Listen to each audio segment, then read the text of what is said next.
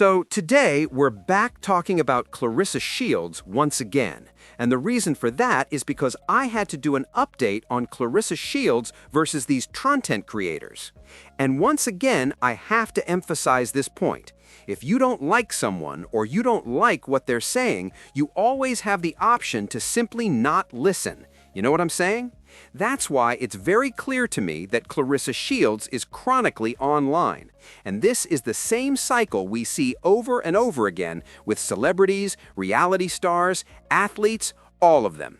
They'll say they don't pay attention to haters, they don't care about critics, they don't listen to opinions about them, but in reality, they're listening to everybody, even the people they claim to dislike. And the reason why is because they want to control the narrative. They only want positive coverage. They only want praise. So if all you want is people saying good things about you, you start to believe that because of your celebrity status or your athlete status, you can hop onto platforms that aren't praising you, that aren't glazing you every 2 seconds, and try to correct them, try to police what they say, try to control their commentary. And honestly, that's weird. It's very weird behavior. Which brings me to what's currently happening over on the HUD Champion Boxing and Sports channel. Because Claressa Shields, yes, Claressa Shields, allegedly called into one of his recent live streams pretending to be a random caller. A whole fake call-in, you guys, pretending to be someone else while making all kinds of allegations. And to be honest, we might even need a part 2 on this, because I was trying to listen through that live to pinpoint exactly when the call happened. That live was almost 5 hours long. However, he did clip 2 sections where the call-in took place. I'm not playing the audio, and I'm not replaying his content, because some content creators are quick to strike channels, and I'm not dealing with that. But I can summarize what happened based on the 2 clips I heard. And it was Claressa Shields trying to disguise her voice and come off like a regular, everyday person, like it wasn't her. But when you hear the voice, the cadence, the tone, the way of speaking, it's clearly Claressa Shields, nobody else. And once again, it mirrors the same energy from those alleged Tasha K DMs. She's accusing people of spreading misinformation about her, but she's doing it in the third person. She's literally calling in, talking about herself, saying people are spreading lies about Claressa Shields while pretending she's not Claressa Shields. Make that make sense. She was speaking as if she wasn't the one on the phone, acting like some concerned outsider calling in about misinformation surrounding her. So she claims people are spreading false narratives. She says everyone is getting their information from Tasha K and Geisha 305, which we already know is an ongoing back-and-forth situation, and then she starts going in about tax liens and all this other stuff, claiming she does not owe any taxes. But here's where I get confused.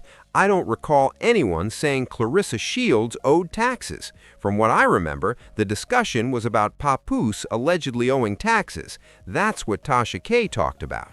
I don't remember people accusing Claressa Shields of owing taxes, unless I missed something, unless there was another video or another creator I didn't see.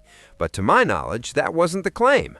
What people were joking about was that Papoose allegedly owed a large amount in taxes, and folks were saying Claressa Shields might end up paying it.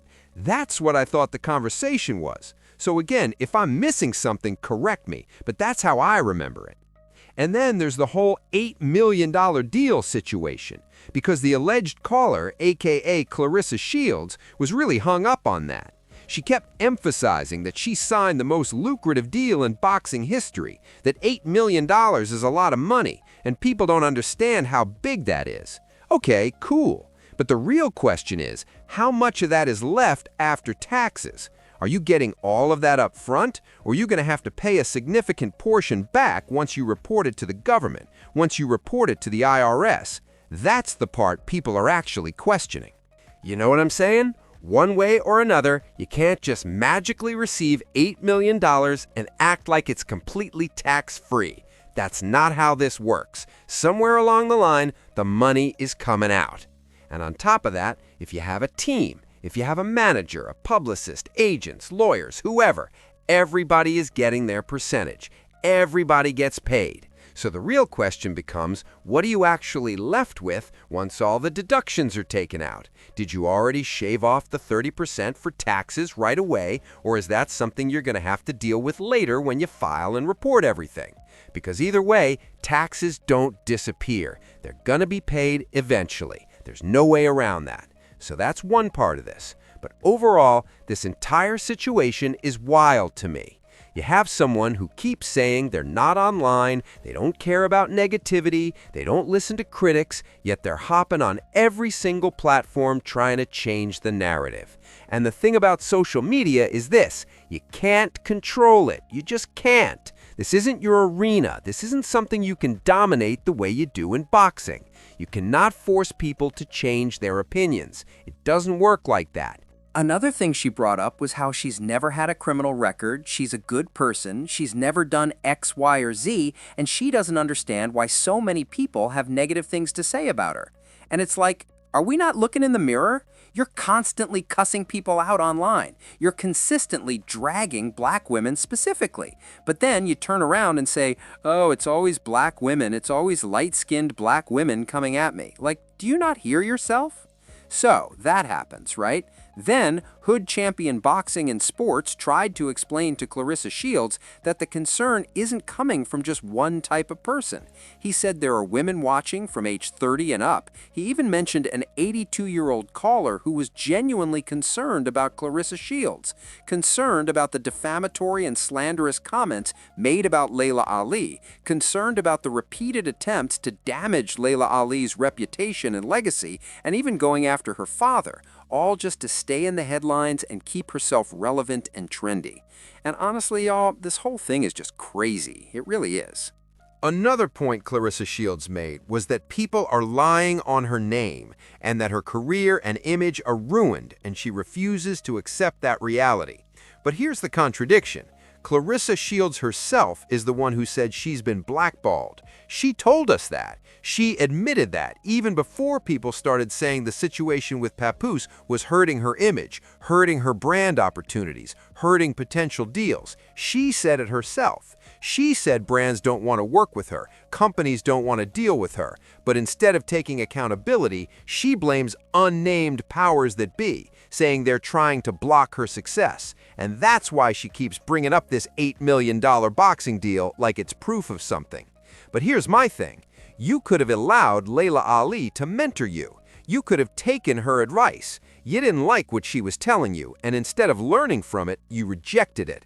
She could have helped market you. She could have opened doors. You could have received PR training, professionalism coaching, and guidance on how to build long-term relationships with major brands and sponsors.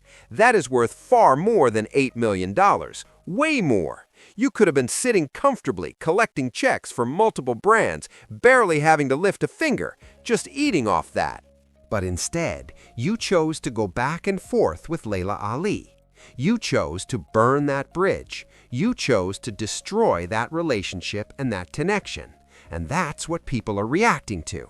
You constantly come for black women, whether it's Remy Ma, whether it's Laila Ali, whether it's the mother involved in that charity toy drive where you didn't want to give toys to her kids because you didn't like her, whether it's you going online claiming that only light-skinned black women are your so-called haters, whether it's you trying to analyze people's phenotypes, whether it's the non-stop back and forth with Tasha K and Geisha 305. It's all of it combined.